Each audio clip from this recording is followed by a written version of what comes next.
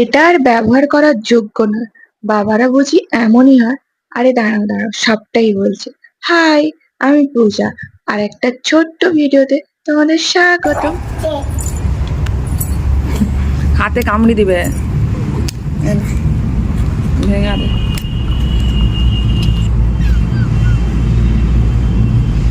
ওই, তুই কাজল পরছিস?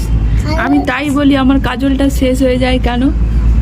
তুই পরে পরে শেষ করে দিস না, দিয়ে দিবি তো তুই, ফিকে দিস নি তার কাছে।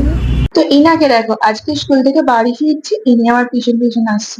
এর চোখটা দেখলেই আমার মনে হয় যেন কাজল পড়ে আছে।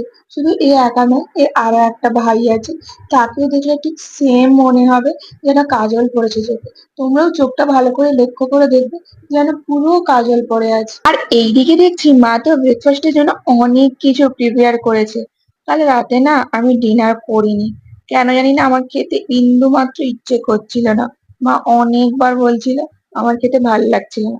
দেখো, আমার এডিটিং কমপ্লিট করতে করতে অনেকটাই রাত হয়ে যায়, যথারীতি ঘুমোতে তো লেট হবেই, তাই না?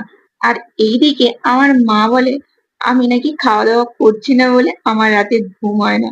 বাট এটা তো ভুল। ইনস্টা, ইউটিউব দুটোর জন্য এডিটিং করতে হয়, তো লেট তো যথারীতি হবেই, তাই না? ওই যে তোমাদের আগেও বলেছিলাম, আমি যদি স্কুল থেকে এসে চান টান করে ফ্রেশ হয়ে যাই, তারপর আর আমার কিছুতেই ঘুম আসে না। তাই অনেক কিছু কাজ সেদিন গোছানো যায়, তো সবটা তো আর আমি ইউটিউবে শেয়ার করি না, তার কিছুটা কিছুটা তোমাদের সাথে শেয়ার করি। দেন এখানে মা লাঞ্চের জন্য আজকে বানিয়েছিল চিকেন, কুঁচি ভাজা, ভেন্ডি ভাজা, আর করেছিল মাছের টক।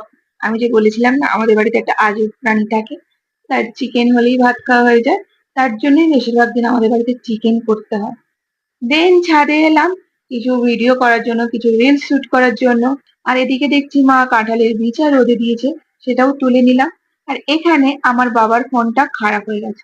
দেখো, এটা অনেক পুরনো ফোন। আমি বাবাকে অনেকবার বলছি, বাবা চেঞ্জ করো চেঞ্জ করো, বাট ওই যে বাবারা মনে হয় এমনই হয়, নিজেরা সবসময় পুরনো জিনিস, খারাপ জিনিসটাই ব্যবহার করবে। এই ফোনটা কিন্তু আমার ফার্স্ট ফোন ছিল, মানে আমি ফার্স্ট যে ফোন ইউজ করি সেটা হচ্ছে এটা, যেটা আমার বাবা ব্যবহার করছে। আমার বাবার কিন্তু কোনো স্মার্টফোন নেই। এর আগেও যে ফোনটা বাবা ইউজ করেছে সেটাও আমার পুরনো ফোন ছিল। তো বাবা স্মার্টফোন নেই বলাটা ভুল, স্মার্টফোন বাবার আছে, বাবাকে কিনে দেওয়া হয়েছে। বাট সেই স্মার্টফোন বাবা কখনো ইউজ করে না, বলে এত বড় ফোন কে নিয়ে ঘুরবে। সেটা আমার ভাই ইউজ করে। বাড়িতে এতগুলো স্মার্টফোন, বাট বাবাকে আমি আর স্মার্টফোন ইউজ করাতে পারলাম না। বাট আমার বাবা একটু অন্যরকম, নিজের টাকা দিয়ে নতুন জিনিস কিনবে, বাট নতুন জিনিস ব্যবহার করবে না, সেই পুরোনো জিনিস ব্যবহার করবে, লোককে নতুনটা দিয়ে দেবে।